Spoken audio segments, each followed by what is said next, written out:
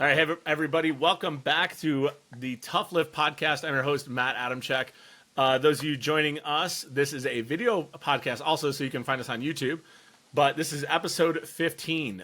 Today, I am fortunate enough to have a guest again, and we have Kiana Elliott, who is technically a Olympian, my first Olympian on the podcast. Hey, Thank you, that's pretty Kiana. cool. Thank you. She is out of Australia. She is a friend. Her and her coach are friends to myself through my connection through Uesaka Barbell. I am not cool enough for them to just be friends with me. I can't get there. But Kiana and her, she's always been a good friend to me. We've been able to hang out at meets whenever we are at the same one, and also been able to see her compete. And 3-4 years now we've been able to ping off each other and chat and stuff like that through the network. So Kiana, we're just going to kind of chat with today.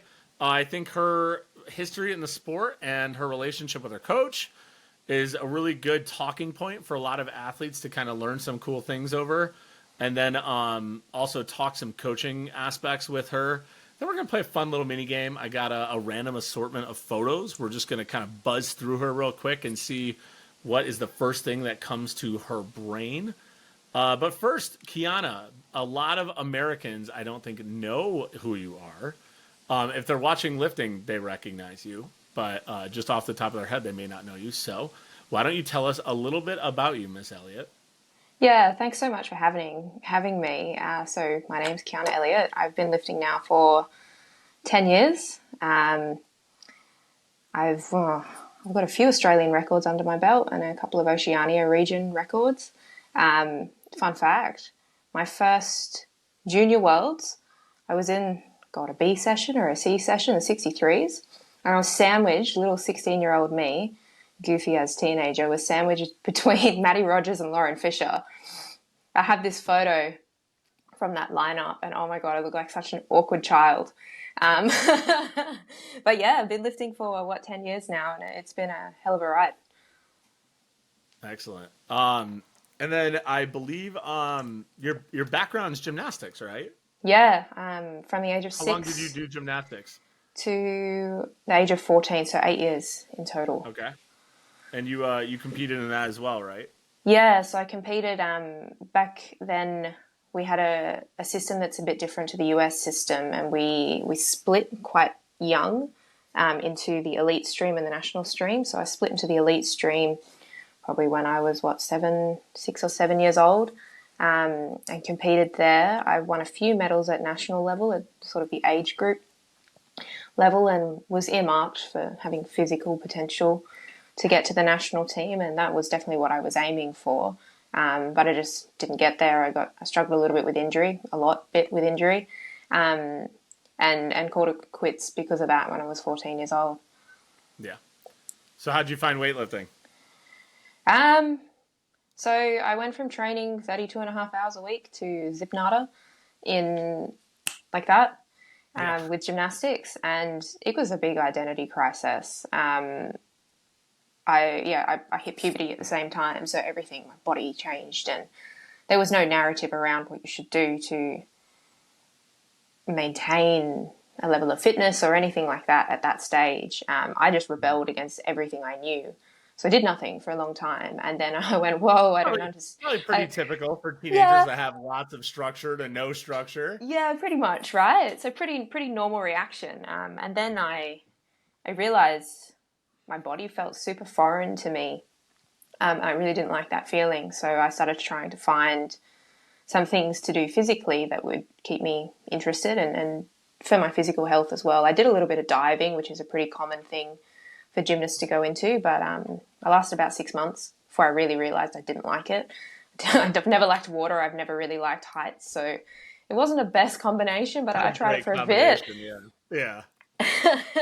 I did some social sport through school and still hadn't really found something that I was properly enjoying. When I was 15, something I wanted to do while I was still at school, and I was very lucky to have the means and ability to do this, was I wanted to travel. So I went away with a youth leadership group. They're based out of Queensland, and they got a group of kids together there were about 25 of us, all between the ages of 15 and about 25. And we went away and did a cultural immersion trip in Tanzania. So all the way over to East Africa. And I had this Kilimanjaro hike on the itinerary, and I had no idea of anything about it. Little did I know it would be a massively big physical undertaking and quite a big physical challenge for me when I got there. But I did summit. I have a super cool photo at the very top of That's awesome. Uhuru Peak, but it was one hell of a physical journey. And yeah, I think I learnt at that stage I could push myself physically again.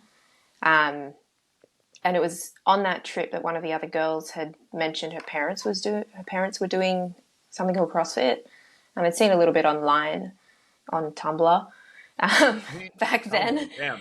Yeah, photo blogs, and I sort of identified with feeling physically or looking physically strong and wanted to be like that, having felt like that when I did gymnastics. So yeah, as a 15-year-old, I rang up one of the local CrossFit gyms and they let me come in on a student rate, and my mum used to drop me off at 6 a.m. before school and I'd go and do a workout. That was my first introduction to trying to lift a barbell over my head. And I had no idea what I was doing. I remember the first time learning to snatch, I didn't really understand that. I wouldn't call it learning to snatch, honestly. I didn't really understand that you could, I didn't really understand you could bend your arms. I just thought you had to have long, straight, like a wide grip, straight arms kind of thing. But I was really, really fascinated by it. And then I got a chance to do a weightlifting workshop, which my mum was really against. But I don't know, I somehow managed to persuade her to let me do it. And that was actually Donnie Shankle coming to Australia way back when. And the lady that organised the workshops, Mel Aldridge, we, maxed out during the workshop. And I think I snatched 52.5 kilos and would have got a no lift for a really grindy press outy 65 kilo clean and jerk. And I was just trying to catch up with the other girls in the gym. Yeah. But Mel contacted me after and said, hey, like, you would have placed at, I think, junior state championships, and I had no idea. Oh, there you go. Yeah.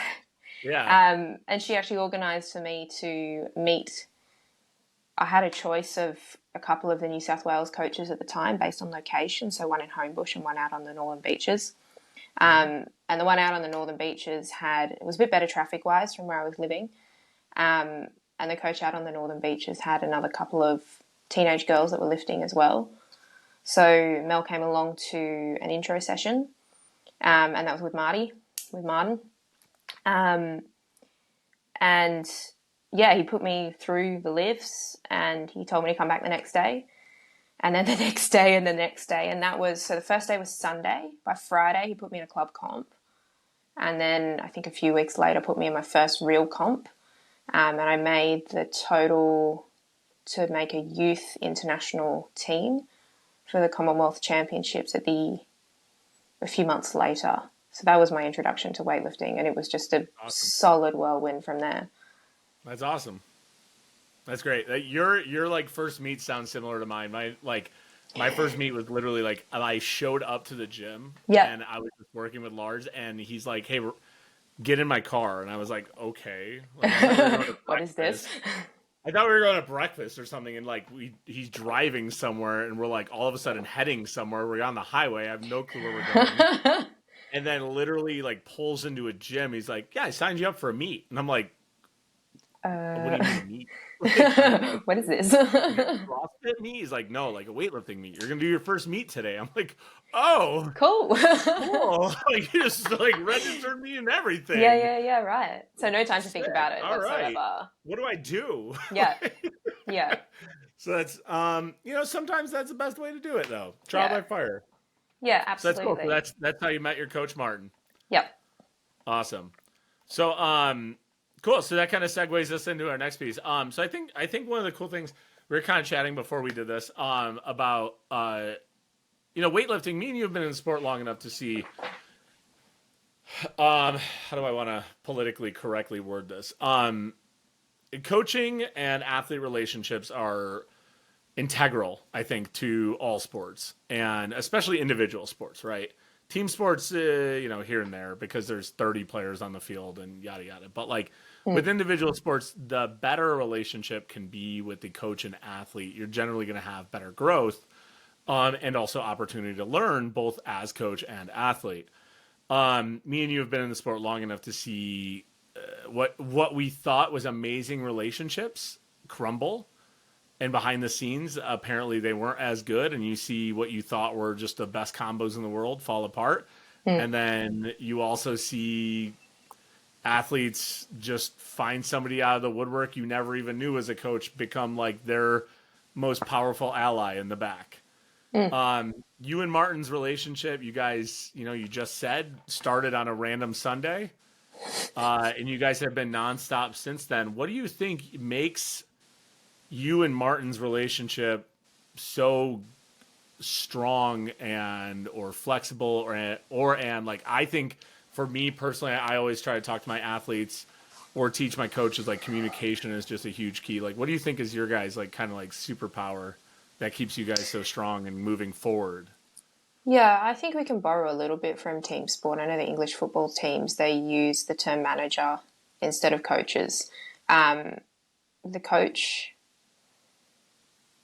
I think when it works well, certainly what Martin's done, and he's done this for all of his athletes, he's kept an eye on the whole person. He's tried to develop the whole person. He had a lot of teenagers coming through his gym when I first started and young people, and it was always about maintaining a certain etiquette and culture in the gym. Like, you had to come in and you had to do X, Y, and Z and respect each other and encourage other lifters and get behind them. And he was really, really strong on the gym culture, but also on developing you as a person, not just as a lifter. So the conversations we'd debrief after a competition or debrief after a training session if needed, and it would be around, well, what happened there? And like, I saw you got really angry after that lift. Like, why was that? And do you understand that actually affects the whole gym? He was building his little club, and he had this great thing that he was running, and we all did really, really well out of that. So I'd say that I think that's the biggest piece, and it takes so much. You would know as a coach. I haven't personally done that much coaching myself. But to put so much of yourself into someone, to invest into someone, that you're interested in the whole person doing well, you're taking into account whatever other stresses are going on in their life, work, school, uni, etc., family, to work within the constraints to work towards an athletic goal. I think that's been hugely important, just to develop the whole person, because there would have been so many times I could have moved on from the sport because X, Y, or Z got too hard. Yeah. I heard weightlifting's hard. I don't think a lot of people know that. No, it's so simple, right? And when they realize it, they're like fucking flabbergasted. Yeah. Weightlifting is weird, right? So it's like really easy until a point. Yes. Then it gets hard. I came from gymnastics, right? And most kids in gymnastics start really young. But if you ever try and start as an adult to learn something physically new, like learn a handstand if you've never done a handstand before, there is so much basic skills and basic strength that goes into that. So you spend years doing the basics. You spend years doing boring, simple stuff and perfecting it. And only then can you start to put all the pieces together and start doing the crazy tricks and skills and be at a really high level. Weightlifting's the opposite. You got two skills to learn. You've got to learn how to snatch and to clean and jerk.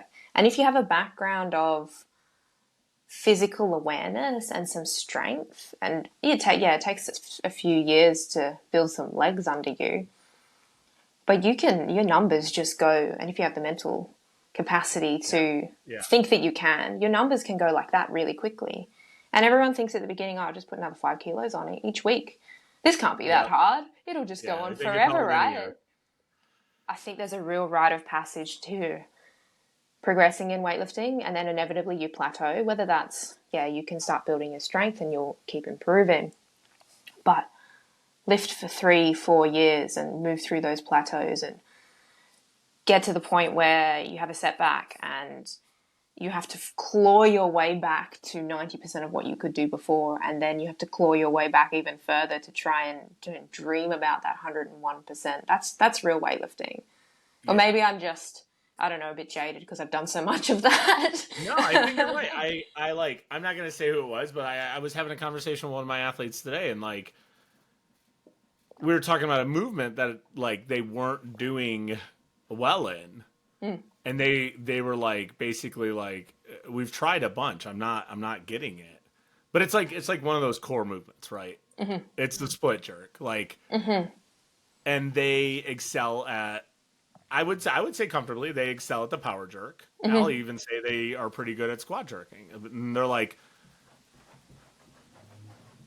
well, I like come this time by X, like I'm gonna abandon the split. And I was like, you're untrained, dude. Like, we've been working at this. Like, we need to fix these things. You've made a lot of corrections. Like, we're not just going to abandon this. That would be irresponsible for me as a coach. Like, we just need to keep working on these components. And they were like, I've been doing it for 2 years. And I'm like, listen, you're not going to like what I say, but like 2 years is a drop in a bucket in the sport. Yeah, and absolutely. Like, it's not. I know as like people getting into it that are hobbyists, and like sports enthusiasts, like that feels like a long time, but like you're learning a very advanced technique and weight resistant skill at heavy loads that literally you get to fatigue when you try to do it at peak resistance. Like, it's hard. And it really does take years to. Yeah. And it's just, it was ironic that you said that, because like I had that conversation today. I think it takes. It's got to take the better part of 5 years to become I'm not going to use the word competent, but an experienced lifter. 5 to 10 years to properly develop into a good lifter. Yeah, to bounce out of that, I say it's self-identifying. I think it takes 5 years to be able to self-identify your own movement flaws. Yeah, right. And sit there and be like, okay, that's like, all right, I'm forward in my lifts. Okay, I'm not turning over the right way. Okay, I'm a little bit blah. You start to read your body and make corrections, and then I think it's like, okay, now the wheels start turning, and we can actually make even more progress now because we're self-identifying like our errors. So it's not so much of like, well, today sucked, and I go home and mope. It's like, no, today's sucking because I'm doing X, Y, and Z. Shake my head off, go reset, and get after it again. Yeah. But there's so much to unpack beyond like, okay, why is it sucking? What am I doing wrong? Stuff like that. You have to have training behind you. Yeah. So like the other thing that I wanted to chat with you on that kind of topic is like, I know, and our listeners may not, unless they've kind of followed your journey, but like, you've had some issues like through your last few years, like with injuries and stuff like that. And like, obviously I know COVID and like moving and stuff like that. Your perseverance through some of these issues has been more than admirable as a coach. That's very kind. Hey, what's up? That's very kind. No, it is. It's cool seeing you push through those. And like, again, like it's way easier to just say like, fuck it, I'm done, man. Yeah. Like I've coached, other athletes that have gone through injuries that are repeated injuries that it gets to be too much. I've coached other athletes that have gone through issues and have sat there and just been like, okay, I'm gonna tie up my fucking shoes and just see what I can do today. And like they're okay with doing that, and that's where we're at. And I've had people sit there and move across the country for me, and it's like seeing you do that is cool. It's admirable, and I think that should be recognized. And like, how do you thank you. How do you continue to sit there and like make that choice? And what do you tell the people listening that like that's why you're doing it and what's going on there in your head? I think as I've done it longer, I understand what my drivers are. So for so long, I had this Olympic dream that was seeded when I was a little 6-year-old kid, purely because some adults around me said that they thought I could. That stuck in my head, whether it was physical potential or... I think when with a sport like gymnastics, you can see kids that young, whether they have the physical attributes to maybe get there. Forget the mental, forget the maybe a little bit of the ability to concentrate on training.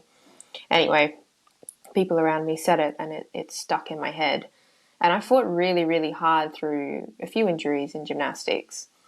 And I fought against other people believing I didn't have a chance anymore. And there was that narrative of you become a senior in gymnastics when you turn 16. So I first got injured when I was 12. So I spent about 2 years struggling. And that's a long time when the be all and end all is 16. Yeah. And I fought really hard to prove everyone wrong, and I became super, super disciplined and super diligent because I really wanted it. And so when I eventually got faced with another injury, another flare-up, I didn't think I could deal with it mentally at the time. With a lot of hindsight now, I now know that injury was more manageable than I initially thought it was as a 14-year-old kid. But anyway, at the time it just felt Injuries impossible. are scary at that age, though, man. They're terrifying. I had no idea what was happening in my body because I didn't understand. Paralyzed as a 14-year-old. Like, it's the first thing that runs through your head. I didn't understand the anatomy. Yeah. I didn't understand. Like, the doctor was saying, oh, this vertebrae, blah, blah, blah. I was like, oh, that's a kind of like a thing in my back. What's that? Important bone. That's all you know. And then I fractured my femur, and then I had to get surgery, and I was absolutely petrified of surgery. I was just freaking out when I found out I had to get the surgery because my concept of surgery was what I saw on TV, and that was always life or death. I just was so... I didn't have the base knowledge to actually understand what was going on. But I had this dream and I wanted it really, really badly. So when I started weightlifting, it was almost like a second chance, but I didn't want to let myself believe it could be possible because I'd been too burnt from having the dream crushed, I guess. Yeah. So for a long, long time, that was the driver for weightlifting. The driver was, let's get to an Olympic Games. Let's get to an Olympic Games. Because I thought it was possible, because I thought I could. And I ended up feeling like I really, really earned my spot for Tokyo, which was the best feeling. But then I decided to keep going. Yeah. I honestly thought I thought I might retire after Tokyo. I sat there in hotel quarantine afterwards, and I thought it was cool seeing you sitting there fucking just... I was like, I saw you live, and I was like, fuck, we're still going. All right. Yep. Yeah. Cool. I didn't... Going. So I spent 4 weeks in quarantine, and I didn't lift. I didn't do a snatch or a clean and jerk for about 8 weeks, which is a very long time for me. I actually went in and did a normal S&C program. Yeah. Incline bench, So decline weird. bench. It was very weird. What did I do with my hands? Lots of chin-ups. It was actually kind of nice to just, for some reason, you do so much of snatch and clean and jerk that feels like the hardest possible thing to do. So to go into the gym for a little bit and just have to do some, I don't know, basic thing, I don't even remember what I was doing, chin-ups, was kind of nice.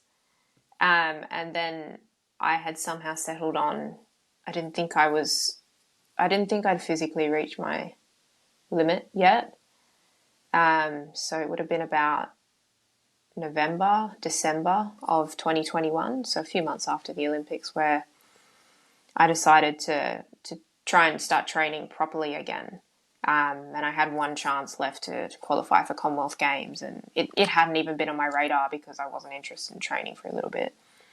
And then I had a little bit of extra body weight on me, didn't care so much about body weight at that stage, because for Com Games, my normal body weight class, because it's a 1 per country per category games event, the spot had been earned by someone else.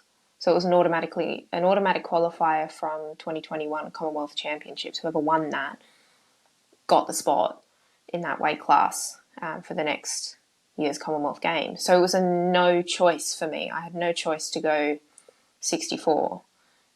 So sitting a little bit heavier, it was like, oh, well, here we are. Let's just train and see what happens. And I got really strong. There you go. When I first started in the gym with Marty, we talked about I don't know what the numbers were, what the limits were. I was watching like videos of on YouTube of the World Championships at the time and watching those Russians do these huge weights. 117 snatch at 63 and 140 plus clean and jerks. And I had no idea what was possible for me. But I knew what I was doing in the gym. And Marty had said, oh, look, I think 8100 is possible. And then it took not that long. And I got there. I was like, hey, what's next? Yeah, I'm chopping these apart, bro. 100, 120 was like the impossible numbers. Yeah. So a few months after Tokyo and coming into early 2022 to very quickly, I started seriously training in November, December, and in February, the end of February, I competed and got 100, 120. Yep. And that was huge. Those were the numbers I've been working for yeah, you rocked. Like it was so cool many years. Yeah. That was a fun comp. Ironically, I don't think I was doing that well mentally, but anyway, it was a fun comp and it was nice to be really, really strong. And then that secured me a qualification spot to Commonwealth Games. We had a few months left and I had been improving, so we were thinking, well, what's the limit here? Can we do a 105, 125? Can we push into the medals, push for a gold medal for Commonwealth Games, compete with the likes of Sarah Davies, and there was Canada and there was Nigeria and India, and it was all very real and very possible and quite exciting. And well, it would have been a couple of months later, I was down at a training camp and we finished with a competition at the end of it, and I clean and jerked 121. So still doing pretty well. I didn't snatch well that day. And yeah, things were going. A couple of days later, I was just at home front squatting, really average weights, 5 sets of triples, was on my 5th set, went down for the first squat and just felt a big pop in my knee. Next minute I was on the floor, knowing that something had done something significant. I got off pretty lucky from that, but that was 8 weeks out from Com Games. So it became, I was fighting for 105, 125 to let's try and lift off the floor again. Yeah. And what can we do? And I didn't know whether I'd be able to lift at the games, like just lift a 40 kilo snatch. I had no idea. And I did everything I could. I leaned on every resource I possibly could in that time period to come back. And I probably had I think it was about 3 weeks before I was due to compete, I did my first lifts off the floor, which was hectic. And then I went away on a pre-games training camp and ended up lifting over 90% on comp day. But that was only good enough for 4th, that's fair. They weren't the numbers that I needed to lift, but it was a bit bittersweet considering the position I'd been coming from.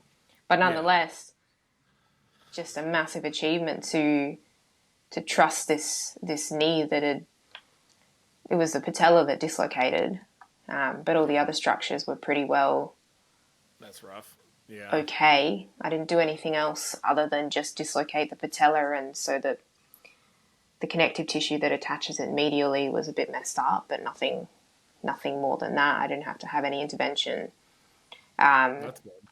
Yeah. So I got off pretty lucky, but to come back and lift and like properly full snatch, mind you, I was probably snatching on kind of one leg in the bottom position, but never mind. Yeah, well, it's good that you mentioned that, because we a couple episodes ago I actually did with one of the sports psychologists here that we work with, and I've talked to him multiple times. He comes in and does seminars and stuff. But one of the things we talked on in the episode is like he talks to athletes about acceptance and every day and expectations. And when you come into a training session or you go into a game, you have to accept how you feel with the situation you're giving that day. And especially as lifters, and you'll know it, and anyone that's listening to this that's been lifting for a while, is like, you're not going to go into every training session just fucking rearing for your 100%. You may come in and feel like a sack of shit and like you're fighting for your 85%, or your right shoulder is super fucking tight for some reason because of how you slept on it for some dumb reason. And accepting like that's the best you can. And like you said, lean on every resource you have to do the best you can and just get the most out of yourself that day. And collecting just a bunch of those best out of you days can take you up to where, like you said, 3 weeks out, you start moving a bar again. And hopefully the culmination of doing the best you can and accepting the best you have at that point can lead you back on course to get things done. And that was a good way to kind of merge what he was talking about and like seeing in real time what you did. Absolutely. Yeah, it was very much the narrative of the conversations I was having with my sports psych at the time. It was a bit of acceptance, but of also trying to swap fear for curiosity. Because, I was scared it was going to happen again. And it took me a while to get my range of motion back. Yeah, but it's definitely a huge thing to accept what you have on any given day, what you can bring into the gym, and if it doesn't meet, you're always going to have out there expectations, right? And those are the fun days in the gym where you're just on fire and throw any weight at you and you'll lift it. Athletes are crazy. You have Athletes to be are a little insane. bit mad to do this, to be so self-driven in an individual pursuit. There's a bit of that. My athletes in the gym, I sit there and I tell them all the time, I'm like, they'll start talking about dating and et cetera. And I'm like, don't date an athlete. And they're like, what are you talking about? I'm like, don't date an athlete. They're fucking self-absorbed. Yeah, They you have to be. are crazy. Like, look at yourselves. Like, what do you mean? What do I mean? Like, take a look at each other. All right. So our last question before we move on to mini games. So Kiana Elliott, the Olympian, she was a high-level gymnast. She's been doing this thing. She's been going through shit. She's gone through the best of times. She's gone through the worst of times. You have 5 minutes to live, Kiana, and you are talking to like the next up-and-coming weightlifter in Australia that you want to see kill it. What is like your no bullshit, this is how you become a great weightlifter tips that you're going to give her in like the next 5 minutes? What are you telling them? I keep it really simple, and I've said this to a few of the younger lifters over the years. You've just got to keep lifting.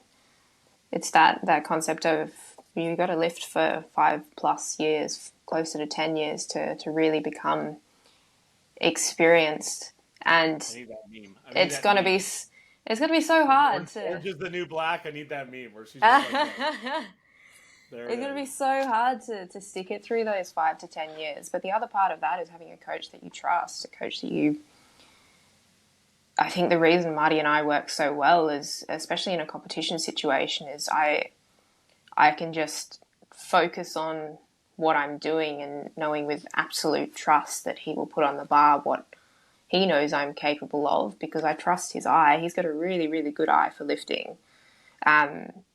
I trust it completely. He'll never give me a weight that I'm not physically capable of. That's unsafe. The advice would be to just keep lifting and work with someone that you can build a relationship of absolute trust. Excellent. Nice I and dig simple. it. I like simple. Simple's always Simple. Simple is good. Simple is not easy. That's true. I like that. All right, so we're just going to play a quick little mini game, lighten the mood a little bit. All right. All right, so this is going to be first thing that comes to mind. These are quick fire rounds, okay? Okay. No thinking. All right. I'm bad at that. No, are you an overthinker? Oh, absolutely. Oh, I'm sure Martin loves that. All right, here we go. In spirit of Christmas.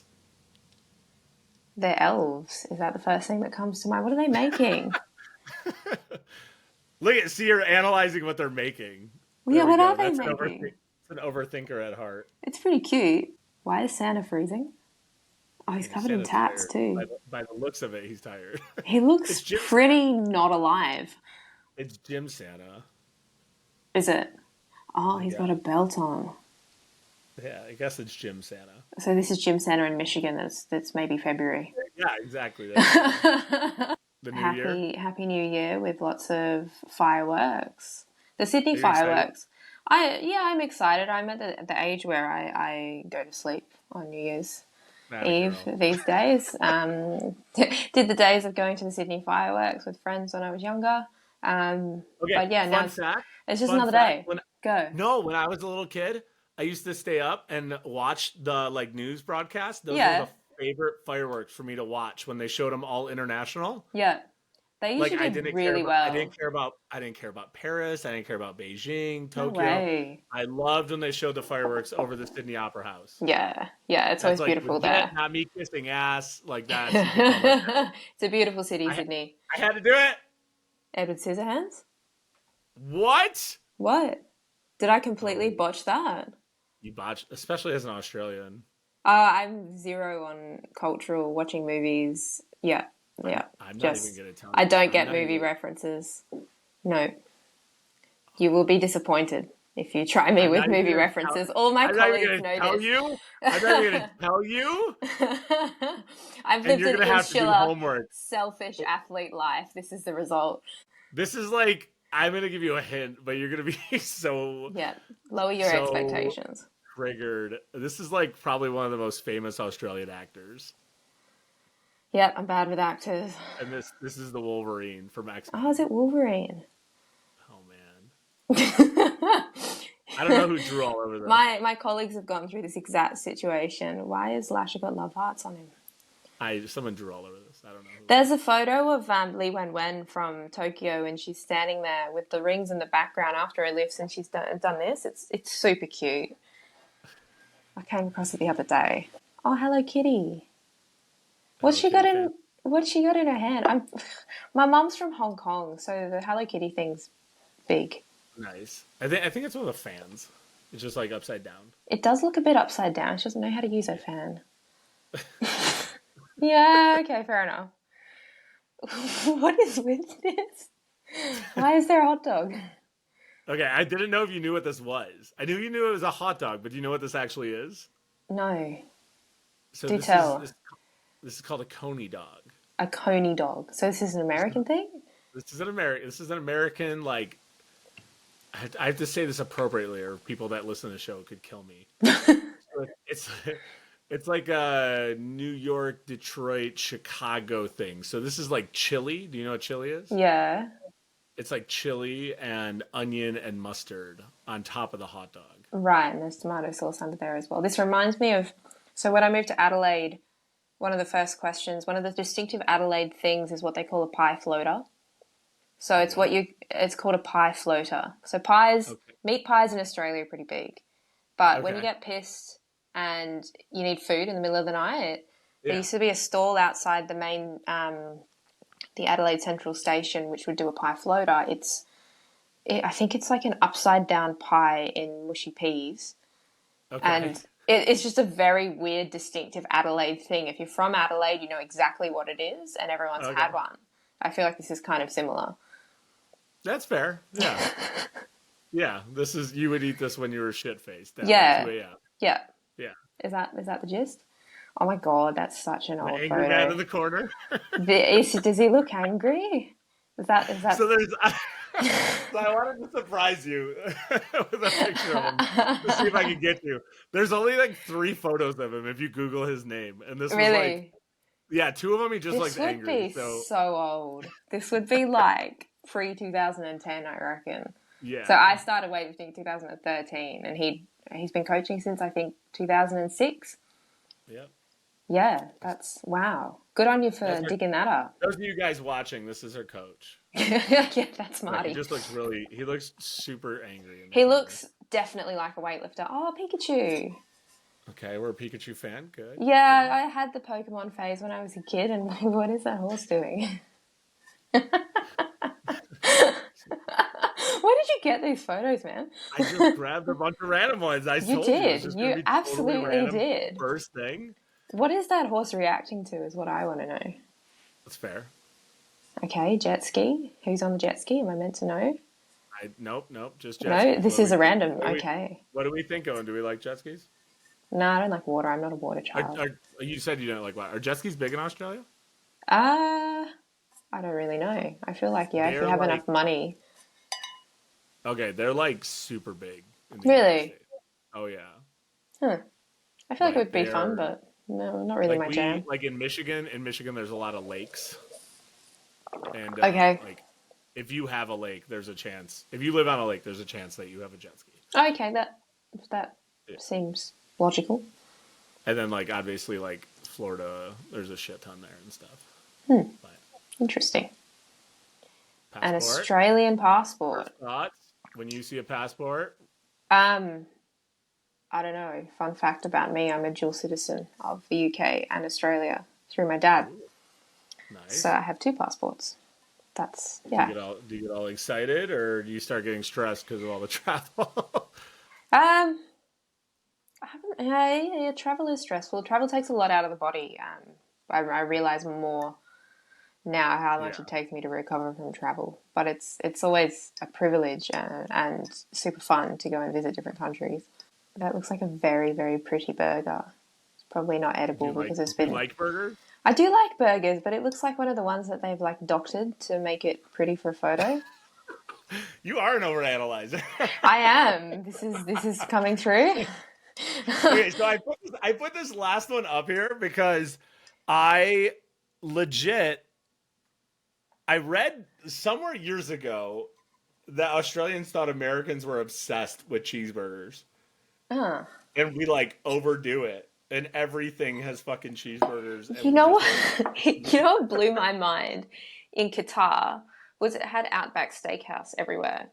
And I was like, what do you mean Outback? Is this meant to be Australian? That's like no shit. My mother-in-law and father-in-law's like favorite restaurant. Really? I didn't eat there and I should have. But I was like, oh my God, do they sell kangaroos there? There was a boxing kangaroo on the back wall and there was Uluru as rock on the side. I was like, I didn't know they had Australian steakhouses in different countries. It blew my mind. Because, I don't know, a steakhouse to me seems American. Yeah, I'm sure you guys just eat blooming onions all the time. Why onions? That's like the staple meal at an Outback Steakhouse. Is it? Onions? A blooming onion. Do you not know what it is? What's a blooming onion? What's it doing? This is clearly not Australian. It's totally off topic. We've totally derailed from the podcast. We have. You're the one that put a picture of a burger up, man. That's what it is. It's like a podcast with Kiana Elliott. And it's just a blooming onion picture. It's literally just a deep fried onion that's like opened up and seasoned and deep fried to all shit with a special sauce. And this is Australia. Okay, I'm not a stereotypical Australian, but I've never heard of that. Yeah. That's random. I believe it. That's how they represent a bloomin' onion. Because it sounds like something we'd say, a bloomin' onion. Bloomin' onion. A bloody onion. Bloomin'. Weird. That also, is so weird. The actor is Hugh Jackman, by the way. Yeah, I know that. Yeah, I'm really bad at recognizing actors. Yeah. It's quite terrible. But it's all good. Don't forget. You didn't shit on our cheeseburgers. So, Kiana, I appreciate your time. Thank you very much. No, thanks for having me. It's been good fun. I and all of our friends here at 4-Star, obviously, your cohorts through the Uesaka channel, wish you the best of luck for the rest of the year and into 2024. We want to see you on more platforms. We love watching you. Cheers. And thank you for hopping on the podcast. If people want to find you, where can they find you? I'm most active on Instagram. It's just my full name, Kiana Elliott. I chuck some interesting stuff on there, mostly training stuff. Yeah. All right. Thank you very much. Thank you. Have a good day. Yeah, you too.